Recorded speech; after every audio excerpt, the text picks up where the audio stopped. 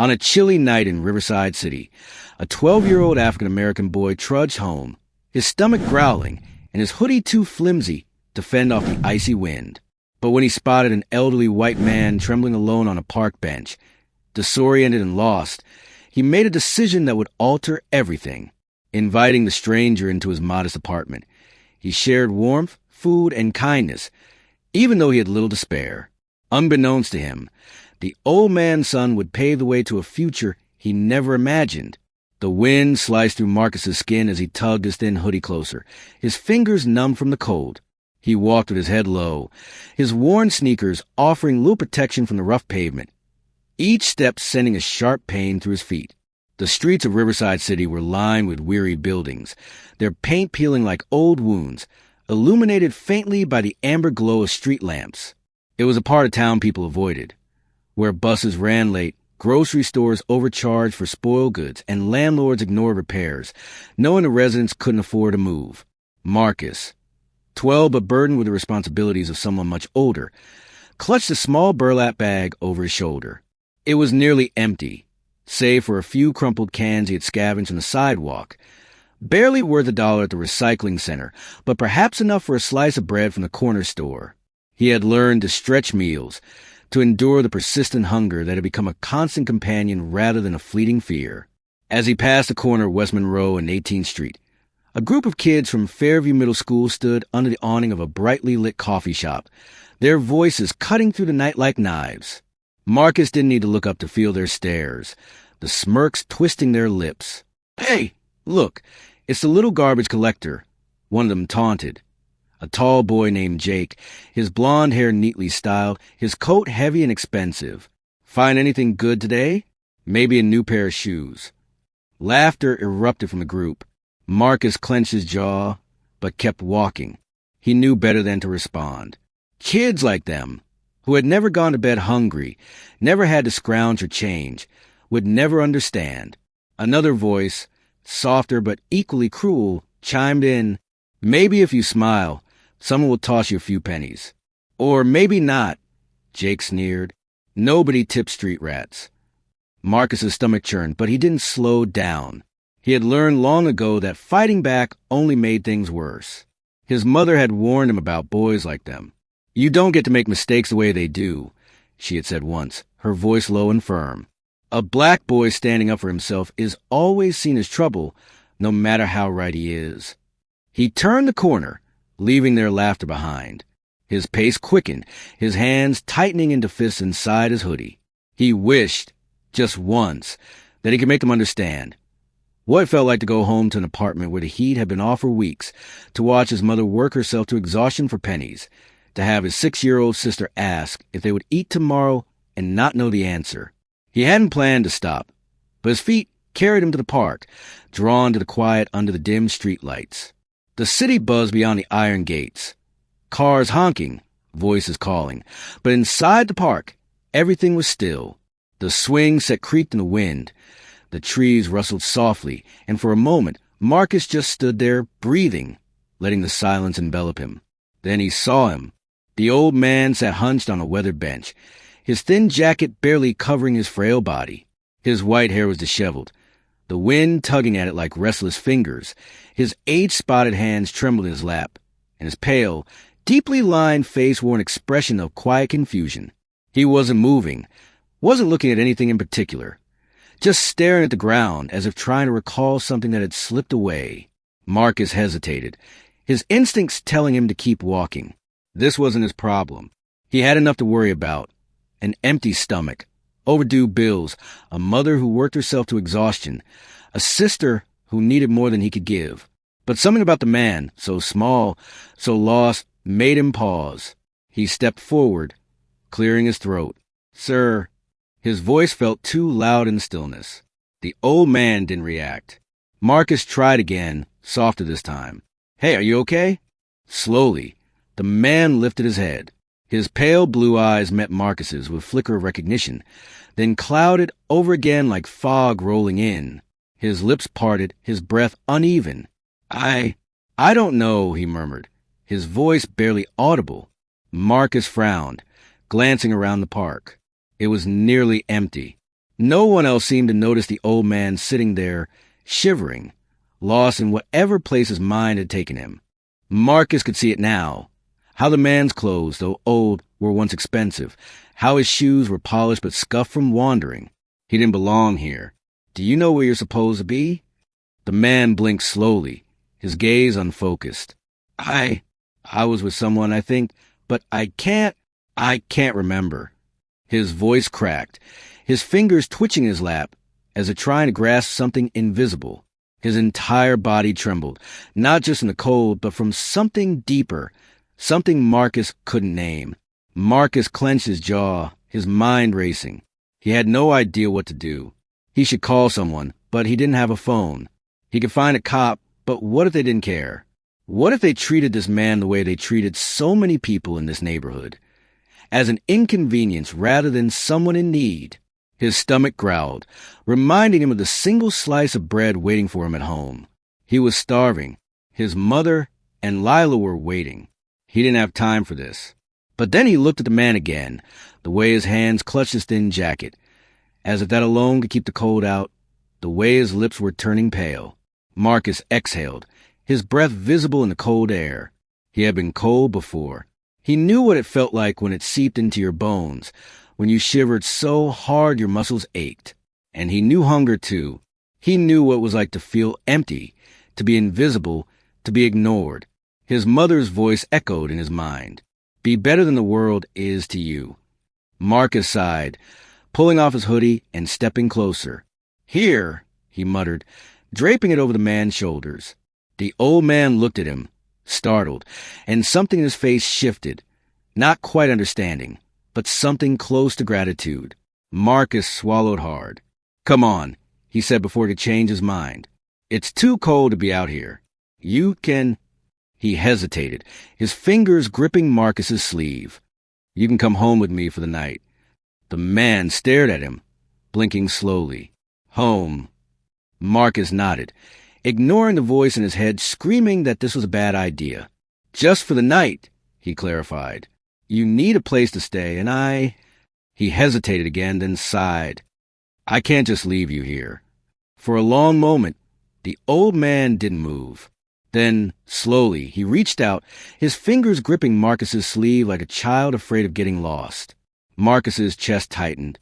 He shifted the weight of his empty bag over his shoulder, took a steadying breath, and started walking. Marcus's fingers curled tighter around the old man's frail wrist as they reached the crumbling steps of his apartment building, the cold biting at his exposed arms now that he had given up his hoodie. The man wobbled slightly, his breath uneven, and Marcus steadied him, his own stomach twisting with nerves. This was reckless. His mother would be furious. They barely had enough to keep themselves afloat, and here he was, bringing home a stranger. But what was the alternative?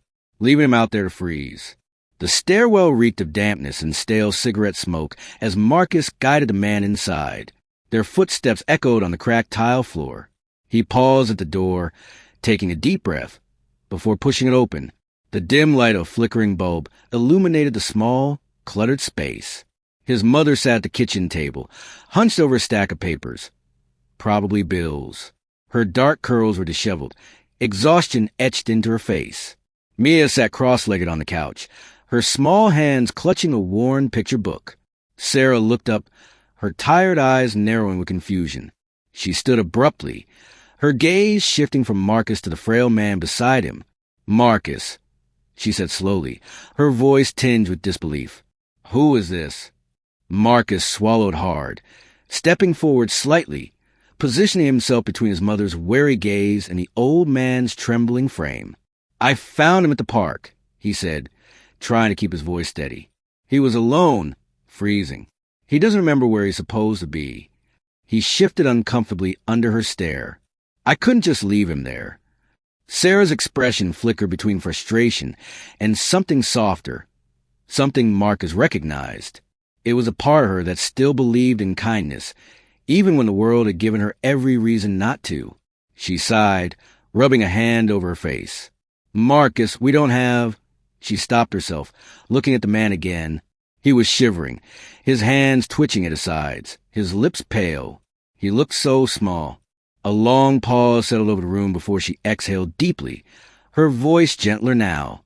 "I don't have much," she said, her eyes locked on Marcus's. "But come in, sir. Warm yourself up." Marcus felt a rush of relief as he helped the man to the rickety chair at the kitchen table. Sarah moved quickly, pulling a pot from the stove, the faint smell of broth filling the air. Mia peeked over the couch, wide-eyed but curious, before hopping off and padding over on bare feet. She looked at the old man, then at Marcus. "Is he sick?" she asked softly. Marcus shook his head. "I don't think so. Just lost." Mia nodded thoughtfully, then disappeared into the small bedroom she shared with Marcus, emerging moments later with a thin, patched-up blanket.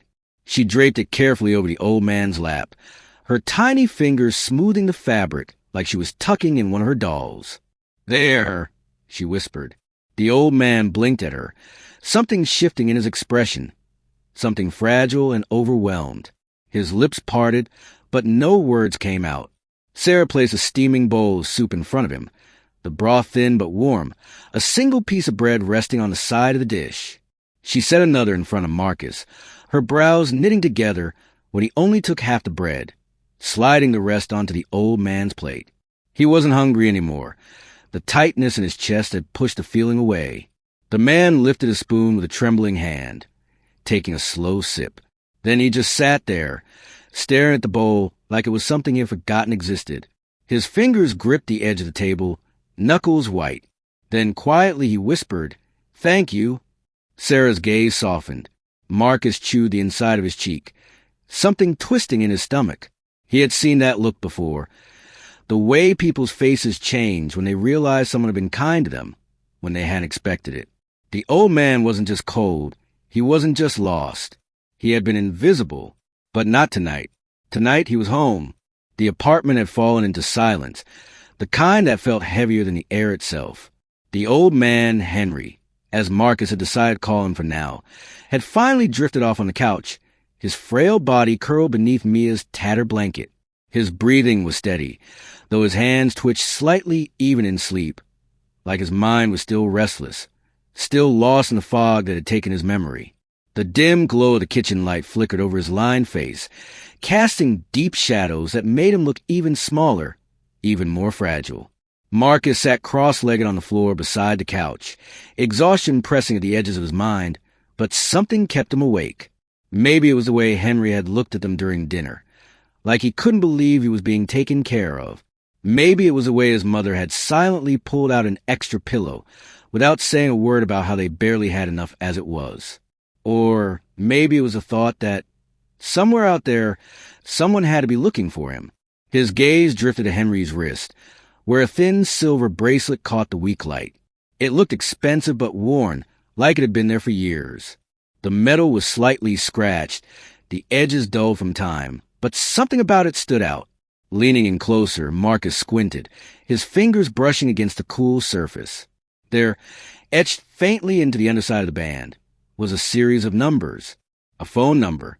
Marcus's breath caught. His fingers traced over the digits as his mind whirled. It had to be a contact. Someone close to Henry, maybe a family member, maybe someone who had been searching for him. His first instinct was to wake his mother, but she had already done enough tonight. He could handle this. He hesitated, his thumb hovering over the keypad of their old landline. What if this wasn't someone safe? What if Henry had no one? What if the person on the other end didn't care? But then he thought about the way Henry had looked at Mia when she placed a blanket over him, the way his fingers had curled around the edges like he was afraid to let go. Someone had to care. Someone had to be missing him. Taking a deep breath, Marcus dialed.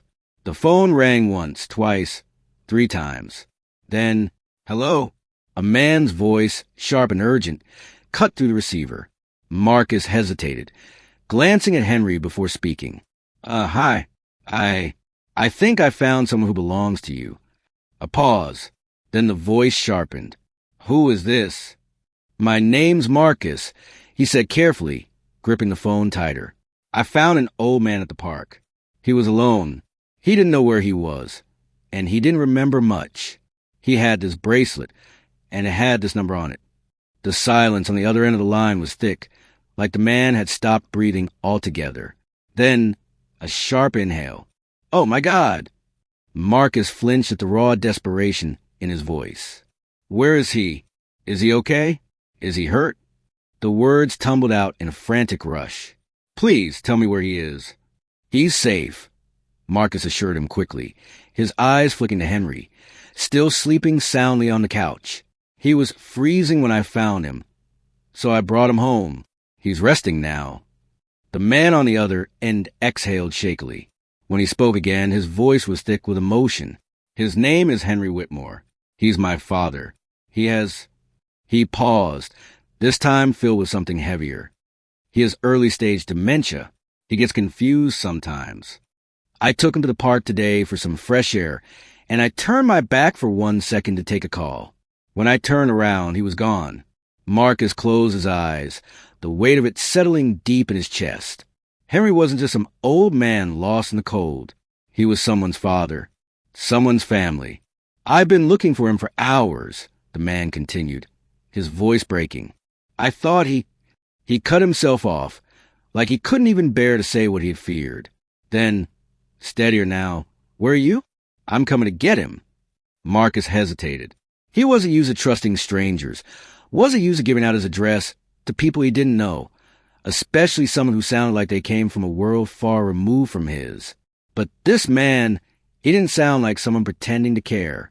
He sounded like someone who had just been given back something he thought he had lost forever. Marcus swallowed hard and told him where to find them. An hour later, the rumble of an approaching car echoed through the quiet street, its headlights casting long shadows against the cracked pavement. Marcus stood near the window, watching as a sleek black sedan pulled up in front of their building, too polished, too expensive for the side of town. The engine cut off, and for a moment, there was only silence. Then, the driver's door swung open and a man stepped out. He was tall, dressed in an elegant wool coat, his movements quick, sharp, purposeful.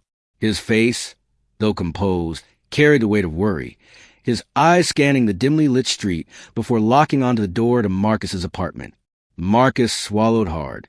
He wasn't sure what he had expected, but this man, Daniel Whitmore, looked nothing like him, nothing like the people who lived in Riverside City. He looked like the kind of man who belonged in the parts of town Marcus never dared to go, the kind of man who had never had to wonder where his next meal was coming from. And yet, the desperation in his eyes, the way his fingers trembled as he reached for the door handle, made him seem almost human. Marcus opened the door before he could knock. Daniel barely spared him a glance before stepping inside, his sharp eyes sweeping the room. Then he saw him. Henry was still curled on the couch, wrapped in Mia's blanket, his chest rising and falling in deep, steady breaths. His face, once pinched with cold and confusion, now looked softer, at peace. Daniel let out a shaky breath, his shoulders slumping as if a weight had just been lifted from them. His hand came up to cover his mouth, and when he exhaled again, Marcus could swear his eyes glistened.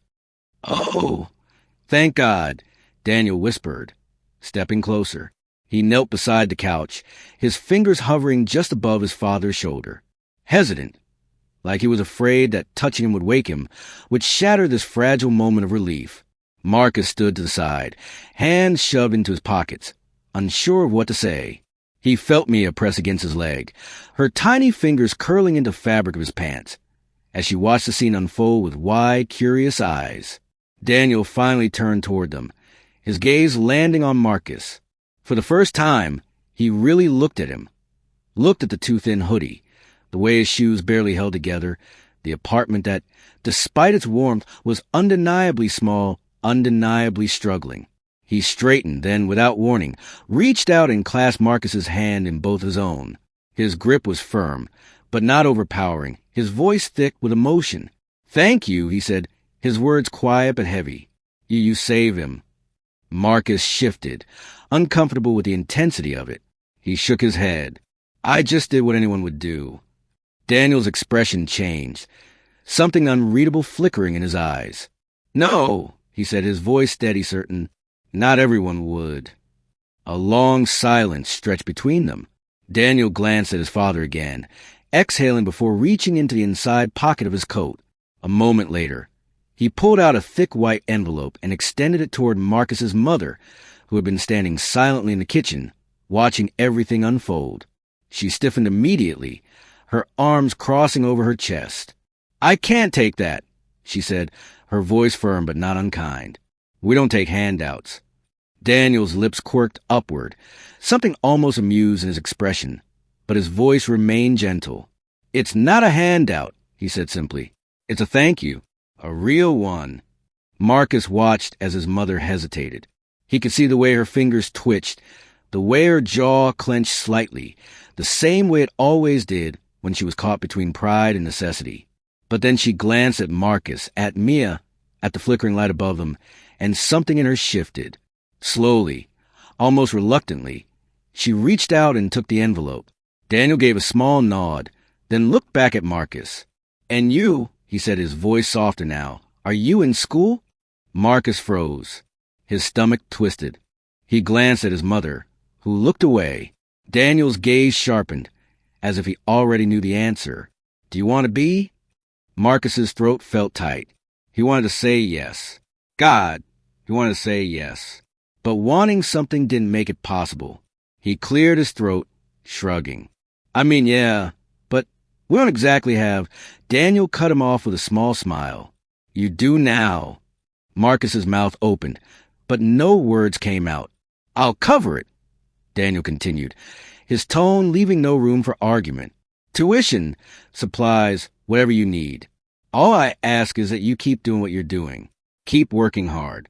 Keep being the kind of person who does the right thing, even when no one's looking." Marcus's chest tightened. His fingers curled into fists at his sides. "Why?" he asked, his voice quiet now. Daniel studied him for a long moment. "Because the world needs more people like you," he said simply. "And because I can." Marcus looked at his mother again. She was staring at him, something unreadable in her eyes. Then, slowly, she nodded. And just like that, everything changed. 1 week later, Marcus stood in front of the school building, his backpack, new, heavier than he was used to, slung over his shoulders. His stomach was knotted with something that felt a lot like fear. But when he glanced to the side, he saw Daniel's car idling at the curb. The man inside didn't wave, didn't call out, just gave him a small nod, as if to say, "You got this." Marcus exhaled and stepped inside. The days that followed felt surreal. School was different now, harder, but also full of things he had missed. Books, lessons, a world beyond the struggles of survival. He wasn't just trying to get by anymore. He was moving forward. His mother, too, had changed, with Daniel's help. She found a better job, one that paid well enough that she didn't have to work herself into exhaustion every night. Mia, sensing the shift in their home, seemed lighter, happier. One evening, as they sat at the kitchen table, now lit by a steady, warm glow, Mia tilted her head and asked, "Marcus, are we okay now?" Marcus hesitated, looking at his mother, at the food on the table, at the bills that no longer felt like a death sentence. He smiled. "Yeah," he said softly, "I think we are." His mother reached over, squeezed his hand, and Mia giggled, leaning against him. The room was still small, still old, still theirs, but it felt different now, lighter. And for the first time in a long time, Marcus believed in tomorrow. Join us to share meaningful stories by hitting the like and subscribe buttons. Don't forget to turn on the notification bell to start your day with profound lessons and heartfelt empathy.